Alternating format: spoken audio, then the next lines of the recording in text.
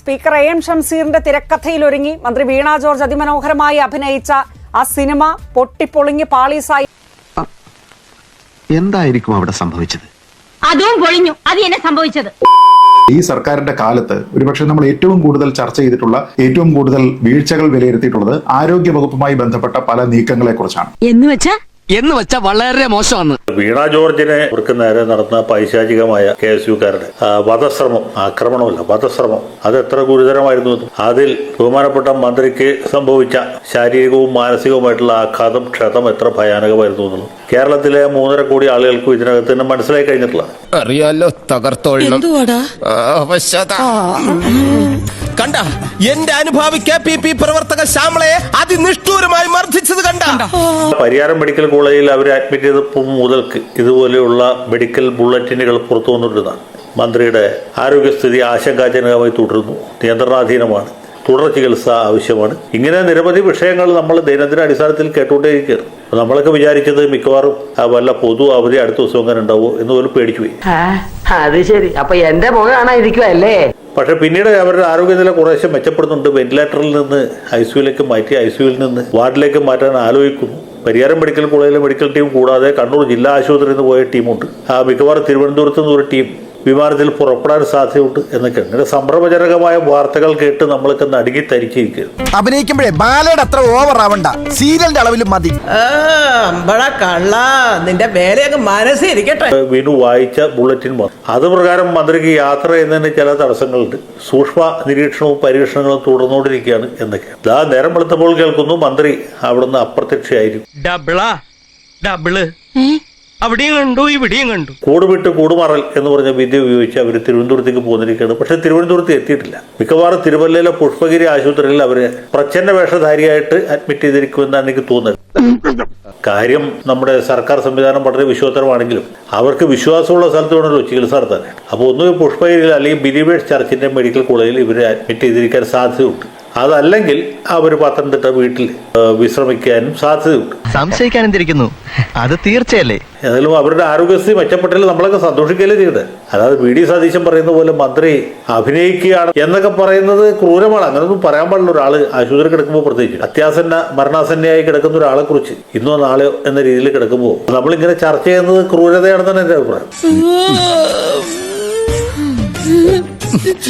ചേച്ചി കരയരുത്, ചേച്ചി KPPയുടെ ധീരയായ പ്രവർത്തകയാണ്. മാത്രമല്ല ശ്രീമതി വീണ ജോർജ് അവരിന്നിപ്പോ ഇന്ത്യ വിഷനിൽ വാർത്ത അവതരിപ്പിക്കുന്ന ആളാണെങ്കിൽ ഈ വിഷയത്തെ കുറിച്ച് ചർച്ച ചെയ്ത് വിനോട് തോന്നുന്നുണ്ട്. വേറൊരു മന്ത്രി ആശുപത്രിയിൽ ചികിത്സ നടക്കുന്ന സമയത്ത് അങ്ങനെ ചെയ്യാൻ പാടില്ല. വീണ ജോർജ് ആണെങ്കിൽ ചെയ്യുമായിരുന്നില്ല.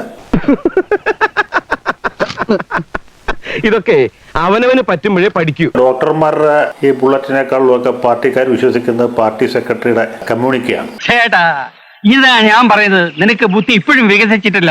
അത് പണ്ടുപോലെയുള്ള ഒരു കാര്യമാണ്. സോവിയറ്റ് യൂണിയനുള്ള കാലത്തും പാർട്ടി നേതാക്കന്മാരോട് ആലോചിച്ചിട്ടാണ് പ്രധാനപ്പെട്ട സഖാക്കളെയൊക്കെ ചികിത്സിച്ചത്. ഇങ്ങനെയൊക്കെയുള്ള ചരിത്രമുള്ളൊരു പാർട്ടിയുടെ പ്രാദേശിക ഘടകമാണ് CPIM കേരള ഘടകം. ഒരു മാറ്റവും ഇല്ലല്ലോ. അപ്പോൾ സഖാവ് ഗോവിന്ദൻ മാഷും സഖാവ് MA ബേബിയും സഖാവ് പിണറായി വിജയനും കൂടി ആലോചിച്ച് ഒരു ചികിത്സ പറഞ്ഞാൽ ആ ചികിത്സയാണ് പരിയാരം മെഡിക്കൽ കോളേജിലല്ല, ലോകത്തിന്റെ ഏത് ഭാഗത്താണെങ്കിലും സഖാവ് വീണ ജോർജിന് കിട്ടേണ്ടത്. അത് മാത്രമേ കിട്ടുകയുള്ളൂ. തെറ്റായ തീരുമാനങ്ങൾ ഞാനാണ് തിരുത്താറുള്ളത്. എന്റെ വാക്കവൻ തട്ടില്ല. അപ്പൊ അങ്ങനെ ഒരു സംവിധാനത്തിൽ പ്രവർത്തിക്കുമ്പോൾ ഇങ്ങനെ പല അത്ഭുതങ്ങൾ സംഭവിക്കുന്നു. നമ്മളെ പോലെയുള്ള ആളുകൾക്ക് പെട്ടെന്ന് മനസ്സിലായതല്ല. നിങ്ങൾക്ക് പ്രത്യേകിച്ച് മനസ്സിലാവില്ല. എനിക്ക് പിന്നെ ഈ സംവിധാനത്തിന്റെ ഭാഗമായി കുറെ നാൾ പ്രവർത്തിച്ച ആളെന്നുള്ള എനിക്ക് കുറച്ചൊക്കെ മനസ്സിലാവും. ഇതൊരു മാതിരി തറ പരിപാടിയായി പോയി. ഞാൻ പറയാനുള്ളത് മുഖത്ത് നോക്കി പറയും, അതെന്റെ ചെറുപ്പം മുതലുള്ള ശീലമാണ്. അപ്പൊ ഞങ്ങളുടെ പാർട്ടിയെ കുറിച്ച് നിങ്ങൾക്ക് ഒരു ചുക്കും അറിയില്ല എന്ന് സഖാവ് പിണറായി വിജയൻ പറഞ്ഞപ്പോൾ ഇതിനകത്ത് ഇങ്ങനെ അന്തർധാര പലതും ഉണ്ട്. നമ്മൾ വിചാരിക്കുന്ന രീതിയിലല്ല കാര്യങ്ങൾ നടക്കുന്നത്. നമ്മൾ വിചാരിക്കുന്ന രീതിയിലല്ല കാര്യങ്ങൾ നടക്കേണ്ടത്. പിന്നെ 1.5 കിലോമീറ്റർ താഴ്ചയല്ലേ, ഇതിലൂടെയല്ലേ ഡോക്ടർ കുടലെല്ലാം എടുത്ത് പുറത്തിട്ടത്.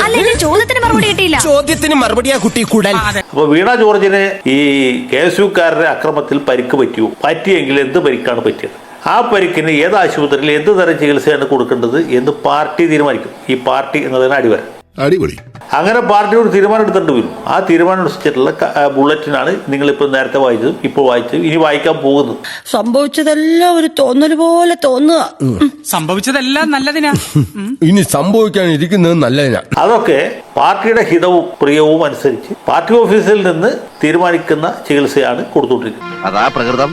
എന്താ ചെയ്യാ ഒരു ജന്മം. എത്ര നാളിനുള്ളിൽ ഇവരുടെ അസുഖം മാറണം എന്നൊക്കെ ഇവർ നിയമസഭയിൽ അല്ലെങ്കിൽ സെക്രട്ടേറിയറ്റിൽ ഹാജരാകണം എന്ന കാര്യവും പാർട്ടി തീരുമാനം. അതിന്റെ ഒരു ലൈൻ അതാ അല്ലേ?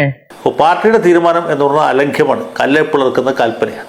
അത് അംഗീകരിക്കുകയും അതനുസരിച്ചുള്ള ചികിത്സ കൊടുക്കുകയോ കൊടുക്കാതിരിക്കുകയോ ചെയ്യുന്ന ജോലി മാത്രമേ ഡോക്ടർമാർക്കൂ. അത് കണ്ടപ്പോഴേ തോന്നി. അതനുസരിക്കുന്ന ഉത്തരവാദിത്തമാണ് വീണ ജോർജിനോ അല്ലെങ്കിൽ അവരുടെ ഭർത്താവിനോ മക്കൾക്കോ ആർക്കും ഇന്ന രീതിയിലുള്ള ചികിത്സ കൊടുക്കണം എന്ന് നിർബന്ധിക്കാനുള്ള അധികാരമോ അവകാശമോ ഇല്ല. അതാണ് ഈ പാർട്ടി സംവിധാനം.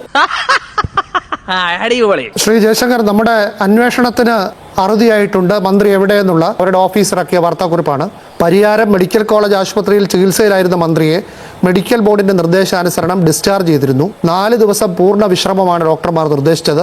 ഡോക്ടർമാർ നിർദ്ദേശിച്ച മരുന്നുകൾ തുടരുന്നുണ്ട്. തിരുവനന്തപുരം മെഡിക്കൽ കോളേജിൽ നിന്നും ഫോളോ അപ്പ് ചികിത്സ നിർദ്ദേശിക്കുകയും ചെയ്തിട്ടുണ്ട്. പത്തനംതിട്ടയിലെ വീട്ടിലാണ് മന്ത്രി വിശ്രമത്തിലുള്ളത്. അത് ഞാൻ പറഞ്ഞില്ലേ, മന്ത്രി ഒന്നുകിൽ പുഷ്പഗിരിയിലായിരിക്കും അല്ലെങ്കിൽ ബിലീവേഴ്സിലായിരിക്കും, മിക്കവാറും പത്തനംതിട്ടയിലെ വീട്ടിലായിരിക്കും എന്ന് ഞാൻ പറഞ്ഞില്ലേ. അപ്പൊ എനിക്കത് അറിയാം. വീണ ജോർജ് മന്ത്രി അവിടെ മുമ്പും പാർട്ടിയിൽ ചേരുന്നതിന് മുമ്പും സഖാവാകുന്നതിന് മുമ്പ് എനിക്ക് ആ മഹതിയെ പരിചയമുണ്ട്. ഞങ്ങൾ ഇന്ത്യ വിഷൻ ചാനലിൽ കുറക്കാലം ഒരുമിച്ച് പ്രവർത്തിച്ചവരാണ്.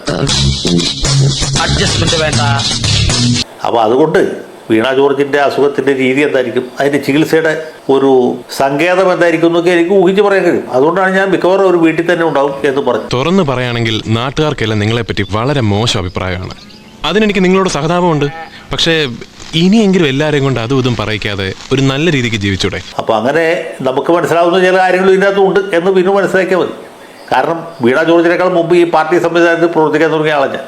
ഇതുപോലെ മറ്റ് പല അസുഖങ്ങളും അതിന് മറ്റ് പലതരത്തിലുള്ള ചികിത്സകളൊക്കെ എനിക്കറിയാം. ഹരിചന്ദ്ര, എന്റെ അടുത്ത് വേലിറക്കല്ലേ, നിന്നെ എനിക്ക് അറിഞ്ഞൂടെ? എനിക്ക് പരിചയമുണ്ട്, അതുകൊണ്ട് പറഞ്ഞതാണ്. പക്ഷെ എൻ്റെ സംശയം ശ്രീ ജയശങ്കർ, ഞാൻ നേരത്തെ വായിച്ച ഈ 13 ഡോക്ടർമാരടങ്ങുന്ന സംഘം ഇന്നലെ വൈകുന്നേരം നിരന്തര നിരീക്ഷണം ആവശ്യമായതിനാൽ ICUവിൽ തന്നെ ചികിത്സ തുടരുവാൻ ബോർഡ് തീരുമാനിച്ചു. നിലവിലുള്ള ശാരീരികാവസ്ഥയിൽ യാത്ര അനുവദനീയമല്ലാത്തതിനാൽ കണ്ണൂർ ഗവൺമെന്റ് മെഡിക്കൽ കോളേജ് ആശുപത്രി ICUവിൽ തന്നെ തുടരാൻ നിർദ്ദേശിച്ചു. എന്റെ അമ്മയ്ക്ക് എന്തൊരു പെർഫോമൻസ്! അത് കഴിഞ്ഞ് പുലർച്ചെ ആയപ്പോഴേക്കും മെഡിക്കൽ ബോർഡിന്റെ നിർദ്ദേശാനുസരണം മന്ത്രിയെ ഡിസ്ചാർജ് ചെയ്തു എന്നാണ് അവരുടെ ഓഫീസ് അറിയിച്ചിരിക്കുന്നത്.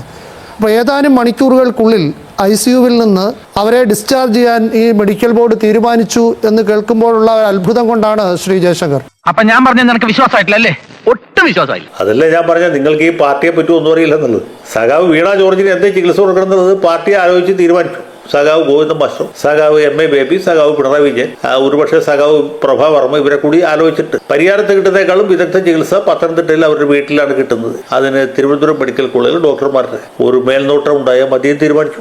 എന്തൊരാളുകളാ ഭഗവാനാ ഇത്! അങ്ങനെയുള്ള സ്റ്റാലിന് ഗുളിക കൊടുക്കണോ ഇഞ്ചക്ഷൻ കൊടുക്കണോ എന്ന് പാർട്ടി തീരുമാനിച്ചത്. നിങ്ങൾ ഈ ചരിത്രമൊക്കെ പഠിക്കണം. നമ്മൾ പാർട്ടിയുടെ ചരിത്രം എന്ന് വെച്ചാൽ അത്ര എളുപ്പത്തിൽ മനസ്സിലാവുന്ന ഒരു കാര്യമല്ല. ഇതൊരു വല്ലാത്ത ജന്മം തന്നെ. അതെ, ഇതൊരു വല്ലാത്ത ജന്മം തന്നെയാ. ഞാൻ ഇതുവരെ പറഞ്ഞില്ലെന്നേ ഉള്ളൂ. ഇത്ര ഗൗരവ സ്വഭാവമുള്ള ഒരു വിഷയത്തിൽ ഈ റോഡിലൂടെ നേരത്തെ പറഞ്ഞതുപോലെ ഇത്ര ദൂരം സഞ്ചരിച്ച് വരിക എന്ന് പറഞ്ഞാൽ, ഇപ്പൊ ഒരു പരസ്യം കാണുന്നുണ്ട്, റോഡെല്ലാം റെഡിയാക്കി. ഇതൊക്കെ കേട്ടിട്ട് എന്റെ വൈറ്റമിൻസ് ചോർന്ന് പോണു വിക്രമ. ഞാൻ ആ പരസ്യം കണ്ടപ്പോൾ ഞാൻ സൂക്ഷിച്ചു നോക്കുമായിരുന്നു, റോഡെല്ലാം റൊട്ടിയാക്കി എന്നാണോ എഴുതിയിരിക്കുന്നത്. ഈ റോഡിലൂടെ പോയാൽ ഒരു സാധാരണ മനുഷ്യന്റെ പെടലി വെട്ടും. അപ്പൊ അങ്ങനത്തെ ഒരു റോഡിലൂടെ സഞ്ചരിച്ച് ഇങ്ങനെ ഒരു അടിയന്തര ചികിത്സ ആവശ്യം ഉണ്ടായിരുന്ന ഒരു മന്ത്രിയെ അങ്ങനെ വരേണ്ട സാഹചര്യം എന്താണ് എന്ന് എനിക്ക് തീരുമാനിച്ചു. അതിനേക്കാൾ എന്നെ ആകർഷിച്ച ഒരു വാചകം മുഖ്യമന്ത്രിയുടെ പടം വെച്ചിട്ട് എല്ലാവർക്കും പണിയായി എന്ന് എഴുതിയിരിക്കുന്നതാണ്. PSC വഴി ജോലി കിട്ടിയതിനെ കുറിച്ചാണ് പറയുന്നത് കേട്ടോ.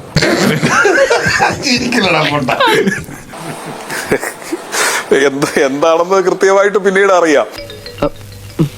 എന്തുകൊണ്ടാണ് പത്തനംതിട്ട ഉണ്ടായിട്ട് കോന്നിയിൽ ഒരു മെഡിക്കൽ കോളേജ് ഉണ്ടല്ലോ, അവിടോട്ട് റെഫർ ചെയ്യാൻ എന്റെ കാര്യം എന്താണ്? അത് പറയും കേരളത്തിലെ പ്രശ്നം എന്താണെന്ന്. ഈ കോന്നി മെഡിക്കൽ കോളേജ് തുടങ്ങിയിട്ട് എത്ര നാളായി? പക്ഷേ നല്ല കാര്യമാണ് ജോസഫ്, ഇതുപോലെയൊക്കെ കഴുത്തുവേദന ഉണ്ടാകുമ്പോൾ 12-13 ഡോക്ടർമാരുടെ വിദഗ്ധ സംഘം ആരും കൊതിച്ചു പോകുന്ന ചികിത്സയാണ്.